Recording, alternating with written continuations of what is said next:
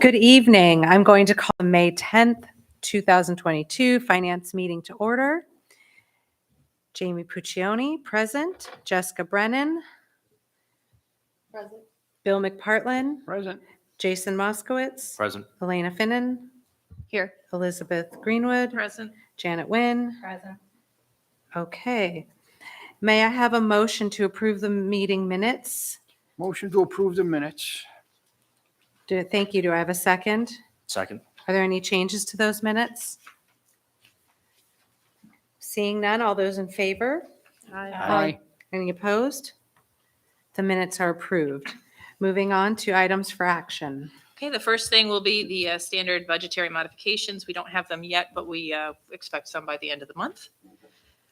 Second is a resolution to establish the standard workday for elected and appointed officials. So I need everybody's record of activities except the supervisor. She's the only one I received. So if you had gotten an email from me, I don't think you're due yet. No, I don't think so. Okay. You don't, She you would don't have to have. do it every time, is that right? No, you can recertify after 8 years. And then after that recertification, the next 8 years, you have to do it again. You would have gotten an email. I emailed a whole list of people. I Okay, think you're good until 2023, if I'm not mistaken. thank you. I don't Yeah. think I got one. Back when you were first elected, we sent an email with all the attachments, calendars. Okay. So you didn't see, but you didn't send one this week. No, Okay. it was Oh, good no, to it was go. back in January. Gotcha. Okay. All right. The third is a resolution to declare the old telephones surplus and offer them for sale at auction. And we had anticipated them to all be completely done being used by the end of this month. It looks like it may take a little bit longer, but we'd still like to go ahead with that resolution so that once the system has been completely replaced, we can just take care of those. A resolution appointing a permanent probationary accountant. That is current staff member who has passed their exam. We're very happy about that. A resolution to authorize the supervisor to sign the MOA to voluntarily recognize the senior engineering technician as a CSEA bargaining unit position. We're adding this position to the town and the bargaining unit to give Matt better flexibility. He's been trying to hire a junior engineer for some time. We had a conversation and thought it might be better for him if he had more options based on who answered and what their qualifications were to hire that position. He does not have a person yet, but we're just trying to give him some added flexibility there. A resolution to adopt the New York Government Finance Officers Association Code of Ethics.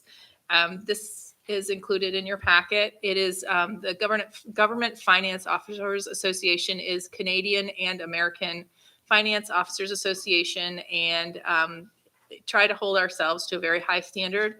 I'm a member of the organization, and within our office, what we'd like to do is formally recognize that this is the standard to which we hold our department.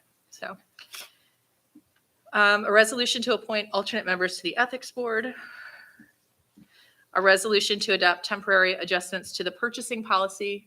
Elena, did you want to speak to that one? So one of the things that came up at some of the committee meetings this month was that department heads were struggling because of the increase in prices that we're seeing and that vendors are unable to hold quoted prices for us for very long. In some circumstances, it's been as short as a day at a time. And our current purchasing policy requires for a lot of these purchases requires either finance approval or town board approval, and finance and town board meet once a month each. So it's becoming very difficult for our department heads to do their jobs adequately and make sure that we're being responsible as to the taxpayer monies because the increase in prices are what they are right now. So Beth and I put our heads together yesterday, and we're trying to figure out what temporary changes we could potentially make to the purchasing policy to allow flexibility but still have oversight and ensure that the department heads stay within their budget.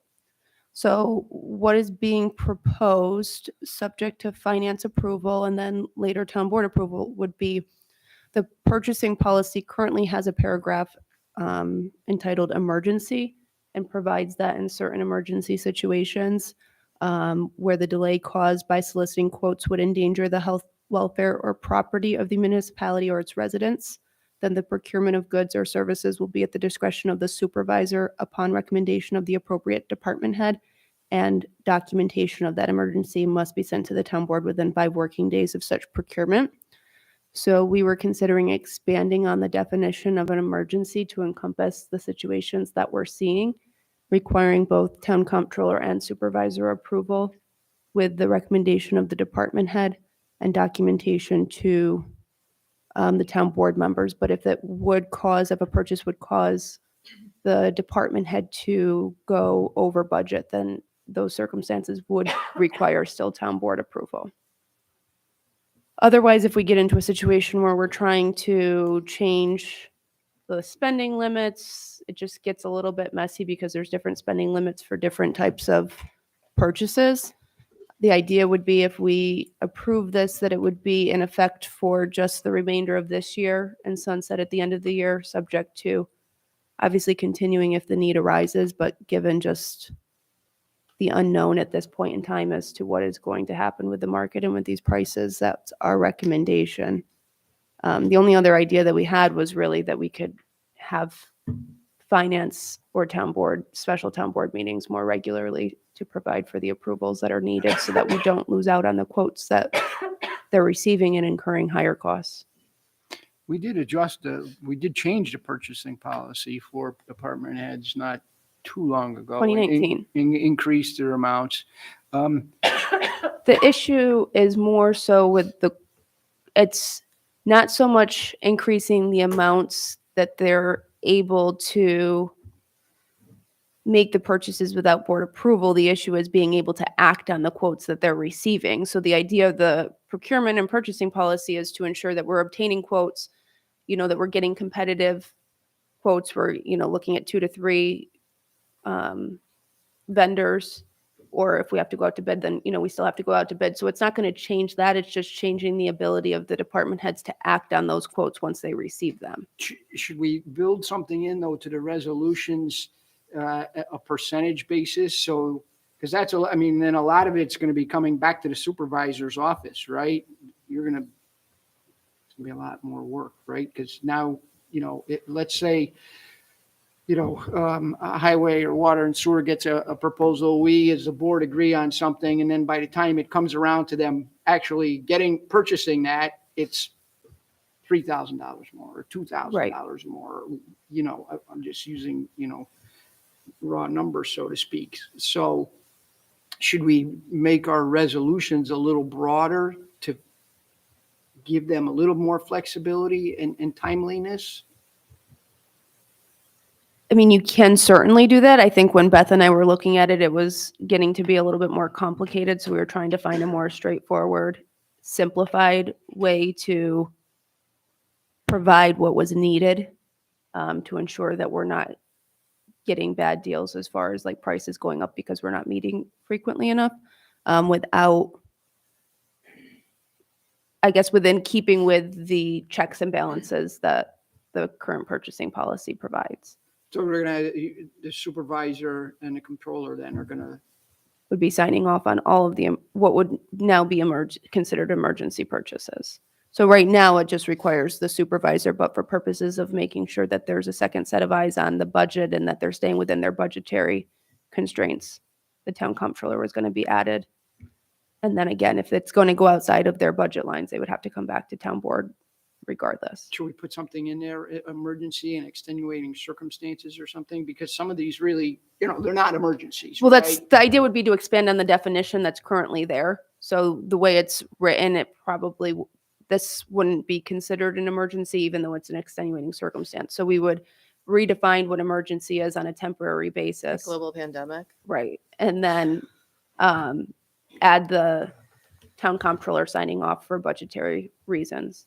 And then the town board would still be put on notice. It just wouldn't come to necessarily a resolution if it's an emergency situation. If it can wait, if they're giving us quotes that they'll hold open for a couple weeks and we're meeting within that couple weeks, it would still go to resolution. But it's just in those circumstances where we're getting quotes that are only good for a day or two that we need to act quickly to ensure that we don't end up paying more than we otherwise would. The other worry with that is that things are taking longer to come. So if we hold out and don't buy something, then that holds up the chain supply of possibly getting things, as I think we've seen happen too. Yeah, we want to make it as easy and quick as possible. I mean, it's ultimately what you guys want to do, but just in looking at the purchasing policy as it's drafted, that would seem to be the most straightforward way to. I think that works, because in the past, we've had where sometimes the board would get notified of emergency purchases that would have to be made by email or whatever, and then maybe some board members might get back quickly, others may not. So that's a bit, too burdensome and could take longer. Right. Can you repeat what the proposal is? So the proposal would be to modify the definition of emergency as it's currently written in the purchasing policy, which would basically be an expanded definition of emergency to encompass the situation. Currently, as the emergency paragraph writes, it requires that it be at the discretion of the supervisor upon recommendation of the appropriate department head. We had contemplated adding at the discretion of the supervisor and town comptroller, just to ensure that with these increasing costs that the department heads are still staying within their budget. Because obviously if they're not, then there's additional resolutions and whatnot that would have to follow in the form of budget modifications. So in order to keep track of everything and have a second set of eyes on budgetary constraints, we would require that the town comptroller also be listed there. And that would still include that the town board be given the notice within 5 working days. And the resolution would also read that it would sunset at the end of 2022, with the idea that it could be revisited if it needed to be extended for a period of time.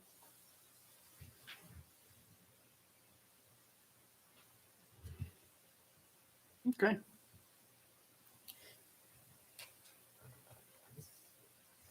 Any questions from anybody else? Anything else?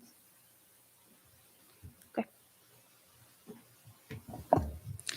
Okay. We have a resolution authorizing the supervisor to sign a collective bargaining agreement with the local union 1130, which is the County and Municipal Council 66 of AFCME, AFL-CIO Highway Union. And then I do apologize, but we have a number of things that we're adding from the floor between yesterday and today. It was a very busy couple of days. Can you back up 1 second on I? Are we Absolutely. going to get like an update of the, we don't need the entire contract, but an update on, the particulars that are changing? Sure, I'll let Elena take it. Just before this meeting, we actually reviewed the MOA, which sets forth just a summary of what's not the entire contract, but just a summary. So I'll get that out to everybody so that you can review it. Thank you. And I believe that the union is planning on voting shortly, so we'll have their vote before we meet at the end of the month.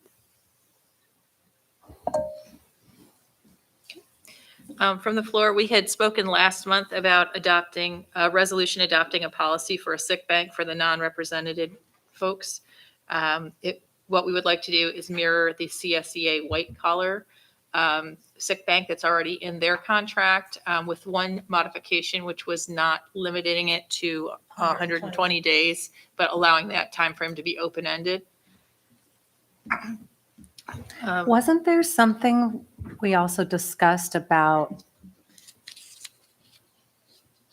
if they go through theirs or they end up not going through them? It's in here. It Okay, is. thank you. And that's why we thought that using the one that already existed for the white collar union would be the best way to go about that, because it's all very simple and fairly straightforward. And we did have a copy of that in there that you can refer to. Is this on a per person basis, or is it just everyone pays into the bank? It's on a per person basis. And there would basically be a memorandum with each person in terms of how they submitted, what time they wanted to put into it and so forth. Okay. So what we did the last time was, we had a particular gentleman, and I just drafted a memo, attached a form for the other non-representatives to fill out if they so chose, and sent it out to them. And this also accounts for if that person gets so much time and then say they retire, it allows for the bank to be redistributed on a prorated basis back to the people that donated. So it's not going to sit somewhere.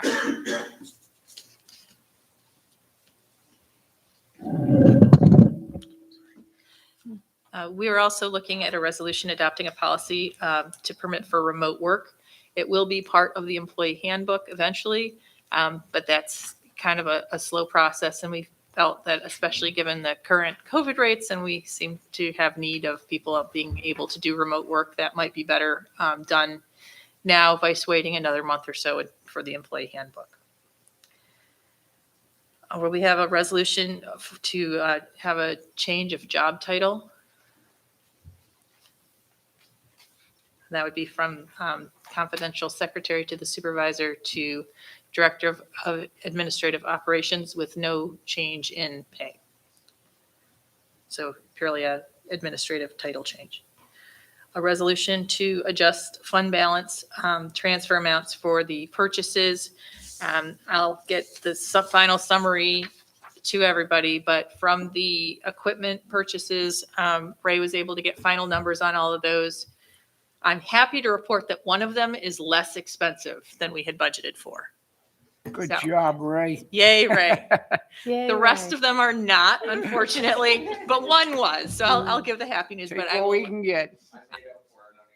Well, I was trying to give you some credit there. So, but I will get those final numbers out to everybody so that we can make sure that we are able to pay the bills. All right. And then we had a request to add from the floor hiring an additional student worker. Did you want to speak to that? So basically, we're just going to be adding another person to do the videos of the meetings. Unfortunately, Greg can't cover all of the meetings that occur, including planning board, zoning board. So I'd like to hire an additional student to cover those meetings. So that way it'll relieve some of the stress on Laura's staff. So, does anybody have any questions?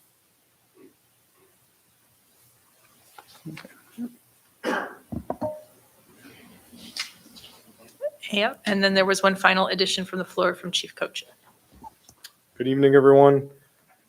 What we're looking to do is have a tentative resolution authorizing the police department to apply for the COPS grant. I can get information out to everyone directly, but just a brief summation of what the COPS grant hiring police officers. COPS stands for Community-Oriented Policing Services. It was recently brought to our attention that we may be able to apply for this and add additional funding, creative funding, for positions for 2023. I spoke extensively with Sue Lombardi and our comptroller regarding this, and I don't believe at this time there's anything that would preclude us from doing so. Essentially what this program does is it would allow us to apply for, I believe, up to 5 or 6 positions, which is not the intention. It would be 1 or 2 for further funding. And the grant, if awarded to us, would give us approximately 75% of the cost of that police officer, up to $125,000, including fringe benefits for the first 3 years. So the town would be responsible for paying for 25% of that police officer, including fringe benefits, for 3 years. And then the town would agree to maintain that police officer through an additional 4th year. There's a lot of ins and outs regarding this. There's a lot of bigger municipalities that have financial distress that utilize these things to rehire folks if they have to lay them off. But again, I don't believe it's something that Niskuna has looked at in the past, and I think it would be worthwhile to at least apply for it to see if we could be approved for it. And if so, then maybe have that conversation regarding if it's a viable option for the town to increase our staffing levels. So I don't know if anybody has any questions regarding that. And again, I can send out the fact sheet. Our grant writer, Sue Lombardi, she put together sort of a brief summation, and I also have the pre-award frequently asked questions of this particular grant that I can send. The reason we had to put it on, I had no idea that the grant application process had to be done. It was just brought to my attention by Sue by June 9th. So that's why we're here tonight discussing it. And again, this is not guaranteed. If we were to put it on for resolution, it's not saying that we have to accept it. It's simply to just be able to apply for it. So. And the grant is for 75% for the first 3 years. Correct. What happened? What was it the 4th year? So the town would agree, if they were to accept whatever the award letter was, to maintain that police officer through an additional year beyond the 3 years. So it would be a 4-year agreement. The first 3 years, it would be up to 75% of the salary and fringe benefits, 25% or more, depending on the award letter. The municipality would agree to pay for that police officer. And then the 4th year would be at the cost of the Of the municipality. town. Yep. And then what happens after that 4th year? There's no additional funding for that position. Essentially what it does is it gets you a police officer for 4 years at a pretty discounted price, is the way I would describe it. But then after the 4th year, would that increase the staffing of the department? It would, if you maintain that police, I mean, if If police officer stays on past the 4th let me year? be clear, it's my intention that we should attempt to increase our staffing with any grant monies available if possible. We are going to have future retirements. We're noticing that, obviously we've discussed out loud that there are retention issues. I think that we always need to sort of have somebody in the academy moving forward on the bench, ready to come off within a year's time to be ready to rock and roll. So this would help provide for those things. When I spoke to Sue extensively about this, under that community-oriented policing services, the intention of these 2 positions, as we're working through the reform process, accreditation is something that we hope to achieve, and we need to have personnel specifically designated for those things. And I believe under those auspices, this type of funding may work because this funding is geared towards legitimacy, community policing, all of those sorts of aspects of what we've been talking about through reform. So I think we have a real chance to possibly get this and then fund new positions that would backfill sort of special assignments to continue that process moving forward of reform and accreditation and community policing and things of that nature. So just to clarify, this is for specific type of policing? Like this is to hire an officer who would be focused on community policing? It could be. There's a list of criteria that I can send to you that it would sort of have to fall as you're writing the grant towards. But yes, it would be my intention to gear it towards backfilling current roles in the department to then reassign those folks that are currently here towards those specialized things that we need to do moving forward. Would a traffic officer qualify as part of the grant? It's an interesting question. I'd have to ask Sue. I think depending on how you write it, what that engagement looks like. I mean, if it is sort of an outreach program in conjunction with enforcement, it's possible, but I'd have to ask Sue about that specifically. Are we good? Okay. Thank you so much. And that was everything that we had for this evening.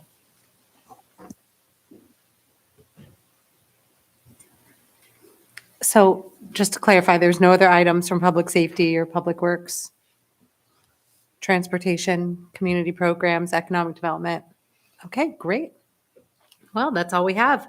At this time, I'll make a motion to adjourn. Do I have a second? Second. All those in favor signify by saying aye. Aye.